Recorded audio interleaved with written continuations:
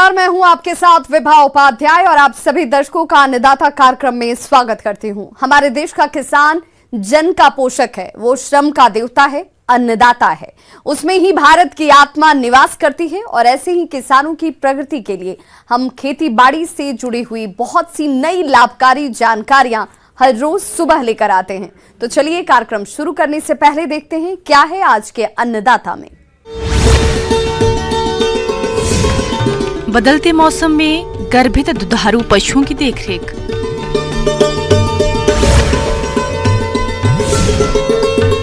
अगेती आलू की फसल में किए जाने वाले जरूरी कार्य।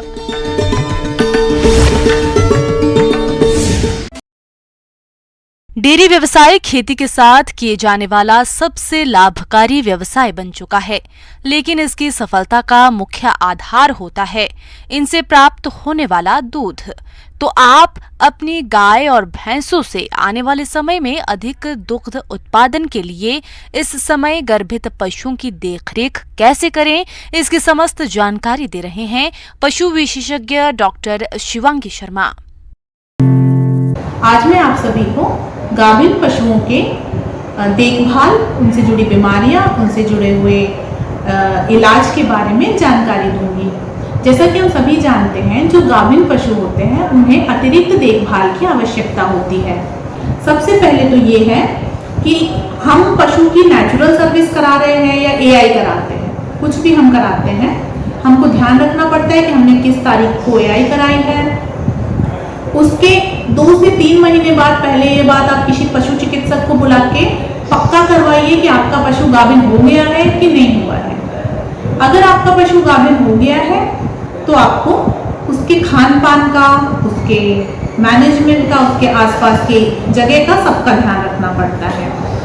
5वें महीने से हमें इस बात की पुष्टि हो जाती है कि हमारा पशु गाभिन है। तो देखिए अब हमें उसके खान पान का ध्यान कैसे रखना है। किसान भाइयों, पशु के गर्भित होने के साथ ही गर्भाशय में पल रहे भ्रूण को आहार की आवश्यकता महसूस होती है। यदि पशु स्वस्थ है तो वृद्धि समुचित रूप से होती है। यदि पशु कमजोर होगा तो बच्चा अपनी मां के रक्त से समुचित आहार ले लेता है, जिससे बच्चा तो बढ़ता रहता है, परंतु मां को समुचित संतुलित आहार न मिलने के कारण वो कमजोर होती चली जाती है, जिसके फलस्वरूप पशु की मांसपेशियां कमजोर हो जाने से हड्डियां दिखने लगती है। कभी कभी तो गर्भावस्था के समय पशु कमजोरी के कारण खड़ा होने में भी असमर्थ हो जाता है। गर्भावस्था में समुचित आहार न मिलने के कारण बयाने के पश्चात पशु के दुग्ध उत्पादन में काफी कमी आ जाती है। हमको उनके खाने में धीरे धीरे थोड़ा थोड़ा खाना बढ़ाना है। जितना हम 2 तरह के खान पान होते हैं, सबसे पहले मेंटेनेंस का होता है और प्रोडक्शन का होता है। मेंटेनेंस उसको कहते हैं जो हम सारे पशुओं को एक बेसिक चारा भूसा दाना देते हैं, रोज देते हैं। उसके ऊपर से जो गाभिन है या जो दूध दे रहे हैं उनको उसके ऊपर से जितना खाना दिया जाता है उसको कहते हैं प्रोडक्शन राशन। किसान भाइयों, गर्भित पशु को गर्भकाल के समय पूर्ण और संतुलित आहार देना चाहिए। गर्भित पशु को प्रतिदिन हरा चारा 25 से 30 किलो, सूखा चारा 5 से 6 किलो, खल्ली 1 किलो, खनिज मिश्रण 50 ग्राम, नमक 30 ग्राम और 45 से 60 लीटर स्वच्छ और ताजा पानी प्रतिदिन पीने के लिए अनिवार्य रूप से देना चाहिए। अच्छी क्वालिटी का फीड उनको बढ़ाना है। जैसे हम कंसंट्रेट थोड़ा बढ़ाएंगे, 6वें 7वें महीने में हम जैसे थोड़ा 200-250 ग्राम कंसंट्रेट बढ़ाएंगे, फिर थोड़ा और लेट होगा, 9वें महीने तक हम कंसंट्रेट और बढ़ा देंगे धीरे धीरे। एकदम से खान पान में परिवर्तन ना करें। आपकी काविंग हो जाए, जब बछड़ा पैदा हो जाए तो आपको ध्यान रखना है कि जब बछड़ा पैदा होता है तो कुछ समय, समझ लीजिए 1-2 महीने, जानवर जो है, जो माँ है, जो गाय है, वो ज्यादा खान पान उसका थोड़ा कम हो जाता है, बहुत ज्यादा क्वांटिटी में नहीं खा पाती। उस वक्त अगर आपको ध्यान देना है कि अगर वो कम भी खाए, अच्छी क्वालिटी का चारा खाए। उसके बाद हमको उनके मैनेजमेंट में चेंज करना है। मैनेजमेंट क्या? नॉन प्रेग्नेंट जानवर और प्रेग्नेंट, मतलब गाभिन और नॉर्मल वाला जानवर, उन दोनों के मैनेजमेंट में अंतर होता है। गाभिन जानवरों के लिए हमको जगह ज्यादा चाहिए। जैसे ही आपका जानवर 7वें 8वें 9वें महीने में आ जाए, सबसे पहले तो उन्हें बाकी सारे पशुओं से थोड़ा अलग दूसरे शेड में शिफ्ट करें। अगर नहीं कर पा रहे हैं तो देखें कि बहुत भीड़ भाड़ वाले शेड में वो ना हो, ताकि कभी सींग लड़ाई झगड़े से उनको कोई नुकसान ना हो। और साथ में ये ध्यान रखें कि जिस भी शेड में आप उसे रख रहे हैं वहाँ एकदम साफ और शुद्ध हो, खाने का प्रोविजन सही हो, कोई भी जानवर बीमार आसपास ना हो। किसी भी तरह का बीमार जानवर का शेड उसके पास नहीं होना चाहिए, क्योंकि जो गाभिन पशु होते हैं उनमें थोड़ी इम्यूनिटी कम होती है बाकी पशुओं से, तो अगर कोई बीमारी आएगी तो उन्हें जल्दी पकड़ लेगी, इसलिए हमको उनका शेड थोड़ा अलग रखना। गर्भवत पशु के गर्भ का विकास 6 से 7 माह के दौरान तीव्र गति से होता है, इसलिए उस पर विशेष ध्यान देने की जरूरत होती है। गर्भवत पशु को चराने के लिए अधिक दूर तक नहीं ले जाना चाहिए और उबड़ खाबड़ रास्तों पर नहीं घुमाना चाहिए। गर्भावस्था के 7वें महीने के बाद दूध निकालना बंद कर देना चाहिए। उठने बैठने के लिए पर्याप्त स्थान देने की जरूरत होती है। पशु जहाँ बंधा हो उसके पीछे के हिस्से का फर्श आगे से कुछ ऊंचा उठा होना चाहिए। बात और ध्यान रखनी है कि जब वो एकदम एडवांस प्रेगनेंसी, एकदम आखिरी में पहुंचे प्रेगनेंसी के, तो उनके आसपास एक अटेंडेंट पूरे टाइम रहना चाहिए। अगर आप घर में पशु पालन करते हैं तो आप खुद भी थोड़ा अटेंटिव रहें कि कहीं रात में काविन तो नहीं हो रही, या फिर किसी और टाइमिंग पे, या फिर आपके पशु को कोई समस्या तो नहीं है। और अगर आपका ऑर्गेनाइज्ड फार्म है, आप फार्मिंग करते हैं, तो रात में जो भी शेड में, उस शेड में रात में कोई ना कोई चौकीदार या कोई ना कोई पशुपालक रहना ही चाहिए। जो जानवर के ब्याने की प्रोसेस है, जो काविंग है, वो नॉर्मल है तो बिल्कुल ठीक है, लेकिन अगर आपको लग रहा है कि टाइम ज्यादा हो गया है और काविंग नहीं हो पा रही, आप तुरंत पशु चिकित्सक को बुलाइए, वो आएंगे और वो काविंग में पूरी मदद करेंगे। अगर जानवर कुछ फंस रहा होगा तो वो सिजेरियन ऑपरेशन करके नॉर्मल काफ को डिलीवर करेंगे। पशु को अगर बयाने में कोई परेशानी आए तो नजदीकी पशु चिकित्सक से तुरंत संपर्क करें। बयाने के आधे घंटे के भीतर नवजात बच्चे को खिस अवश्य पिलाएं।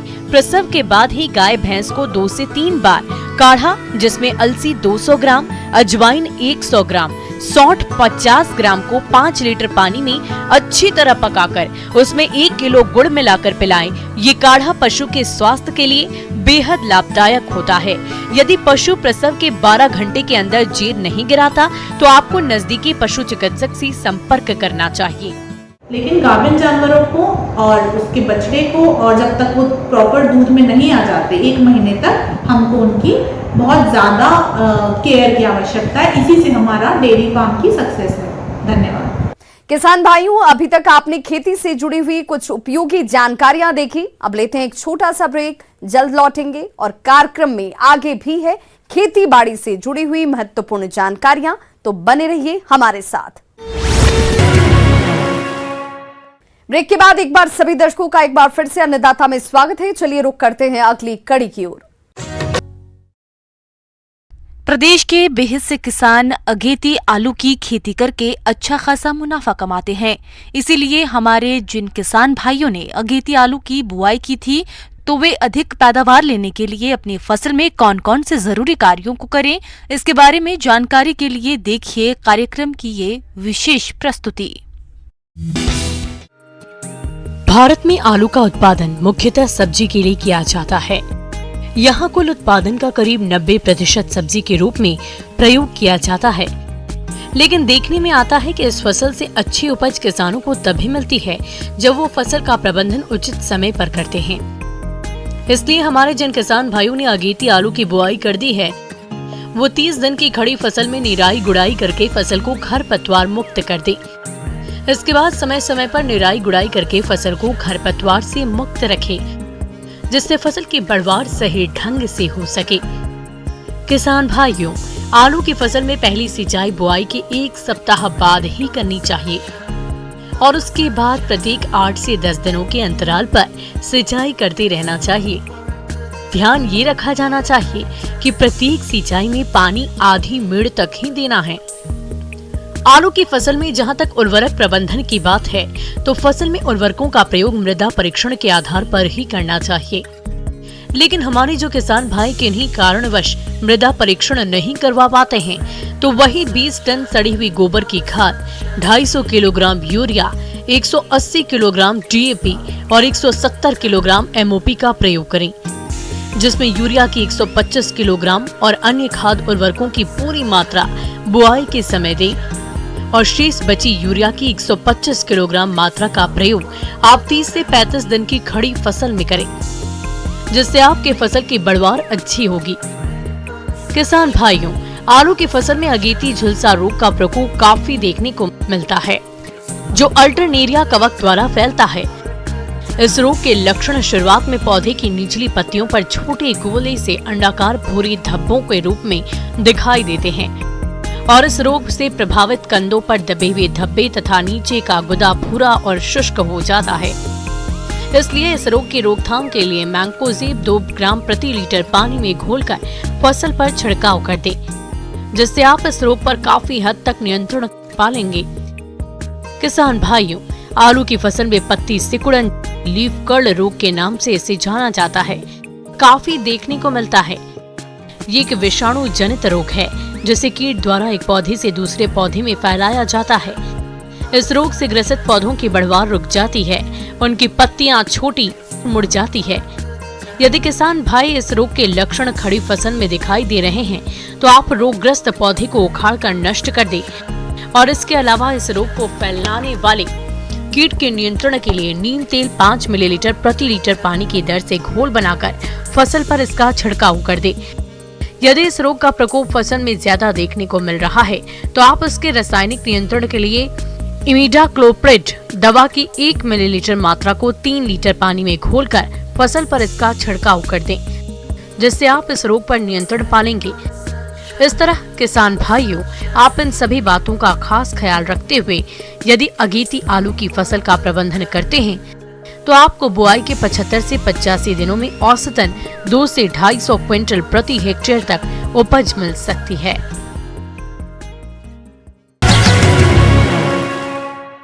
ब्रेक के बाद एक बार फिर से आप सभी दर्शकों का अन्नदाता कार्यक्रम में स्वागत है। बढ़ते हैं अपनी अगली प्रस्तुति की ओर।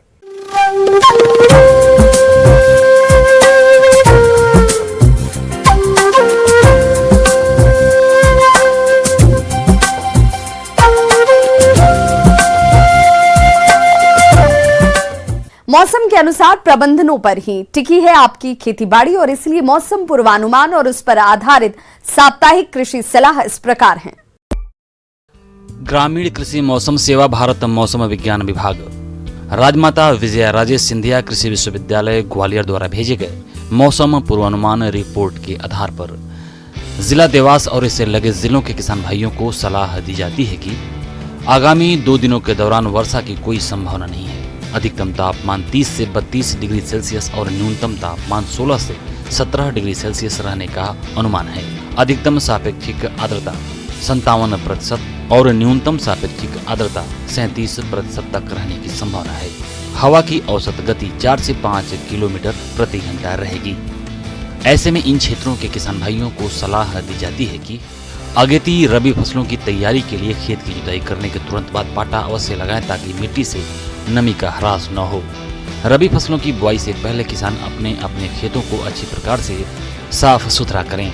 मेड़ों, नालों, खेत के रास्तों और खाली खेतों को साफ सुथरा करें, ताकि कीटों के अंडे, रोगों के कारक नष्ट हो जाएं। और खेत में सड़ी हुई गोबर की खाद का उपयोग पहले ही कर दें, क्योंकि यह मृदा के भौतिक और जैविक गुणों को सुधारती है और मृदा की जल धारण क्षमता भी बढ़ाती है। मौसम को ध्यान में रखते हुए गेहूं की बुआई के लिए खाली खेतों को तैयार करें और उन्नत बीज और खाद की व्यवस्था करें। सिंचित दशा में गेहूं की उन्नत किस्मों में HD 3326, HD 2967, HD 3086, HD 2851 का चयन कर सकते हैं। बीज की मात्रा 100 किलोग्राम प्रति हेक्टेयर रखें। जिन खेतों में दीमक का प्रकोप हो, वहां पे क्लोरोपाइरीफास 20 EC दवा की 5 लीटर प्रति हेक्टेयर की दर से पलेवा के साथ दें। तापमान को ध्यान में रखते हुए किसान भाई चने की बुआई इस सप्ताह कर सकते हैं। बुआई से पहले मृदा में उचित नमी का ध्यान अवश्य रखें। छोटी और मध्यम आकार के दाने वाली किस्मों के लिए 60 से 80 किलोग्राम और बड़े दाने वाली किस्मों के लिए 80 से 100 किलोग्राम प्रति हेक्टेयर बीज की जरूरत होती है। बुआई 30 से 35 सेंटीमीटर दूर की कतारों में करनी चाहिए। काबुली चने की उन्नत किस्मों में आप पूसा 267, पूसा 1003, पूसा चमत्कार का चयन कर सकते हैं। देसी किस्मों में सी 235, पूसा 246, PBG 1, पूसा 372 का चयन कर सकते हैं। बुआई से पहले बीजों को राइजोबियम और PSB कल्चर से अवश्य उपचारित करें। तापमान को ध्यान में रखते हुए किसान भाई सरसों की बुआई में और अधिक देरी न करें। मिट्टी जांच के बाद यदि गंधक की कमी हो तो 20 किलोग्राम प्रति हेक्टेयर दर से अंतिम जुताई के समय गंधक डालें। बुआई से पहले मृदा में उचित नमी का ध्यान रखें। सरसों की उन्नत किस्मों में पूसा विजय, पूसा सरसों 29, पूसा सरसों 30, पूसा सरसों 31 का चयन करें। बीज की मात्रा 2 किलोग्राम प्रति एकड़ रखें।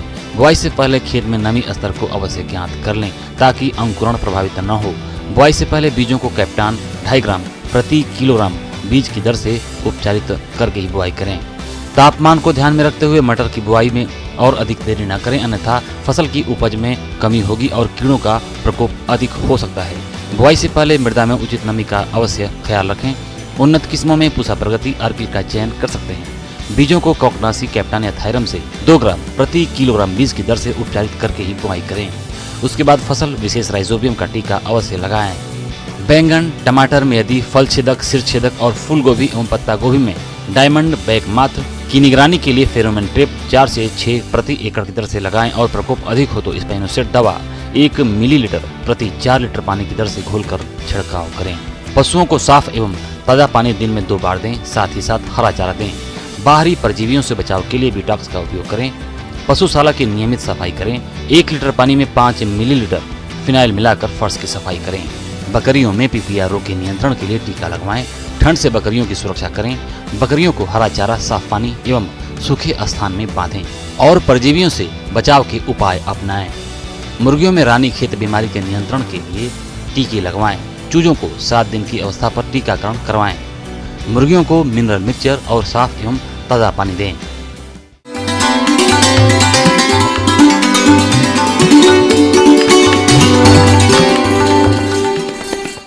अन्नदाता हेल्पलाइन निःशुल्क फोन संपर्क सेवा के माध्यम से आपके द्वारा पूछे गए प्रश्नों में से 1 या 2 महत्वपूर्ण प्रश्न को हम अपने कार्यक्रम में शामिल करते हैं और इसी के तहत आज किसान का सवाल और उनका जवाब इस प्रकार से है।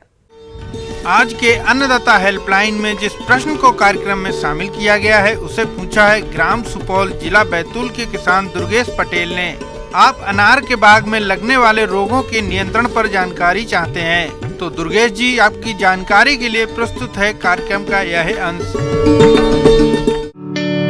इसमें Alternaria leaf spot, anthracnose, Cercospora leaf spot और एक बैक्टीरियल ब्लाइट डिजीज लगती है। और इसके अलावा एक बहुत ही खतरनाक बीमारी जिसको उक्टा रोग बोलते हैं, विल्ट रोग बोलते हैं, ये मुख्यतः इसमें बीमारियां लगती है। तो सबसे पहले हम अल्टरनेरिया ब्लाइट की बात करते हैं। अल्टरनेरिया ब्लाइट में जो है इसमें पत्तियों पे छोटे छोटे काले रंग के धब्बे बन जाते हैं। कालांतर में जब फल लगते हैं तो उसमें भी काले काले छोटे रंग के धब्बे बन जाते हैं। तो इसके कारण है कि जो है फलों की गुणवत्ता काफ़ी कम जाती है। तो इस रोग को रोकथाम करने के लिए जो है एक दवा आती है कार्बेंडाजिम प्लस मैनकोजेब का मिक्सर का, उसका 2 ग्राम प्रति लीटर के हिसाब से जैसे ही रोग के लक्षण दिखाई पड़े उसमें आपको इसको स्प्रे कर देना है। और अगर ज़रूरत पड़ने पर इसकी दूसरी दवा का स्प्रे जो है 15 दिनों के अंतराल पे कर देनी है। इस तरह से हम इसको रोकथाम कर सकते हैं। फल सड़न रोग, यह फफूंद जनित रोग होता है।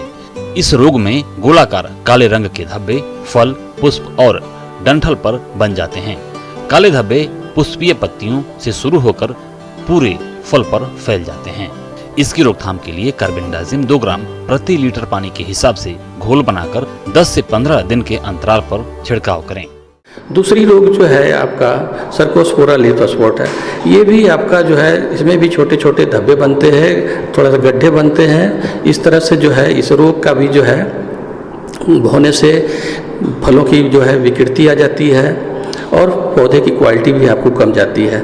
ये भी हमारा जो है फफूंद जनित रोग है, इसमें भी आप यही दवा का इस्तेमाल आप कर सकते हैं, माने कार्बेंडाजिम और प्लस मैनकोजेब। इसमें है कि कोई एक दवा जो है वो कॉन्टैक्ट है, दूसरा सिस्टेमिक है, तो जैसे भी कॉन्टैक्ट में आने पे वो काम करते हैं और दूसरा सिस्टम में जाम करते हैं। तो इस तरह से आप इसको 2 ग्राम प्रति लीटर के हिसाब से अगर इस्तेमाल करते हैं तो इसमें आपको इससे रोग से बच सकते हैं। तीसरी जो बीमारी आती है वो एंथ्रेक्नोज रोग बोलते हैं उसको। इसमें क्या होता है कि इसमें बैगनी रंग के छोटे छोटे काले धब्बे बन जाते हैं और फलों पर भी छोटे छोटे गड्ढे बनते हैं और इसमें बैगनी रंग के धब्बे बनते हैं और उसके किनारे किनारे पीले जैसे येलो हेलो जैसा स्ट्रक्चर बन जाता है, जिसके कारण भी जो है फलों की क्वालिटी कम जाती है और इसकी गुणवत्ता काफ़ी कम जाती है। इस रोग को भी रोकथाम करने के लिए आपको कार्बेंडाजिम प्लस मैनकोजेब की दवा का ही जो है इस्तेमाल करना है। जितने भी फफूंद जनित रोग हैं सारे में ये दवा काफ़ी इफेक्टिव है। इसकी 2 ग्राम प्रति किलो बीज के हिसाब से आपको इसको उपचार कर देना है। अनार में फलों का फटना एक गंभीर समस्या है। यह समस्या शुष्क क्षेत्रों में बहुत तेजी से होती है। इस विकृति में फल फट जाते हैं, जिससे फलों की भंडारण क्षमता कम हो जाती है। फल पर फफूंदों के आक्रमण के कारण फल जल्दी सड़ जाते हैं, जिसका बाजार भाव कम मिलता है। और तीसरी जो एक बीमारी आती है उगता, जिसको हम लोग बिल्ट बोलते हैं, ये भी काफ़ी जो है अनार के पौधों को काफ़ी नुकसान पहुंचाते हैं। और ये बीमारी जो है मृदा से होती है और ये धीरे धीरे जड़ों से लेके पौधे के अंदर चले जाते हैं और धीरे धीरे उसके जो वस्कुलर सिस्टम है उसमें जाते हैं और धीरे धीरे पत्तियां जो है ऊपर से मुरझाना शुरू हो जाती है, क्योंकि जो भी उसका वस्कुलर बंडल है उसके स्पोर से भर जाते हैं। फलतः जो है जड़ जो है जल जो है पत्तियों तक नहीं पहुंचा पाते हैं, फलतः पत्तियां जो है ऊपर से ही इसको सूखना शुरू हो जाती है। दूसरा, आपको अगर कंफर्म करना है तो अगर इसके तने को अगर बीज से हम अगर चिढ़ते हैं तो इसमें काले और भूरे रंग की धारियां दिखाई पड़ती है। अगर काले और भूरे रंग की अगर धारियां दिखाई पड़ने लगे तो आप निश्चित रूप से माने कि ये हमारा उगटा की समस्या है। तो बचाव की स्थिति में जो है आप उसको जो दवा मैंने बताया उसको आप स्प्रे कर सकते हैं। कार्बेंडाजिम प्लस मैनकोजेब का जो स्प्रे है उसको बचाव के रूप में 2 ग्राम प्रति लीटर के हिसाब से उसको स्प्रे कर सकते हैं। जो भी स्वस्थ पौधे जो उसके आसपास हैं उस पर आप स्प्रे कर सकते हैं ताकि उसमें वो बीमारी ना फैले। बागवान भाइयों, रोग से प्रभावित टहनियों और फलों को तोड़कर नष्ट कर दें। इसके साथ ही प्रकोप की स्थिति में कॉपर ऑक्सीक्लोराइड 2 ग्राम और मैंकोजेब 2 ग्राम प्रति लीटर पानी के हिसाब से घोल बनाकर 15 दिन के अंतराल पर बागों में छिड़काव करें। तो आपको खेतों में पोटास करीब 25 किलो प्रति हेक्टेयर के हिसाब से आपको उसमें डालना है ताकि ये रोग रोधी क्षमता उसमें विकसित हो सके।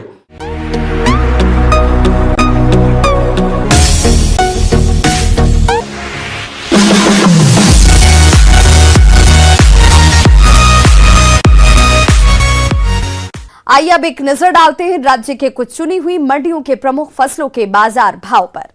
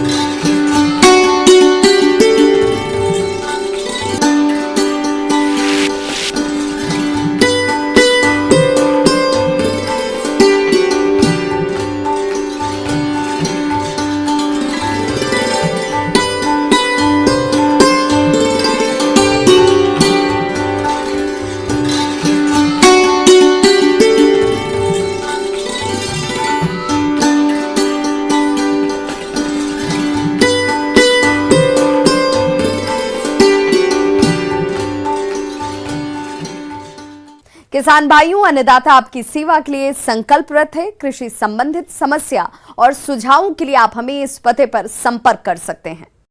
प्रोड्यूसर अन्नदाता, news 18 Madhya Pradesh Chhattisgarh, Ramoji film city, Hyderabad 501512।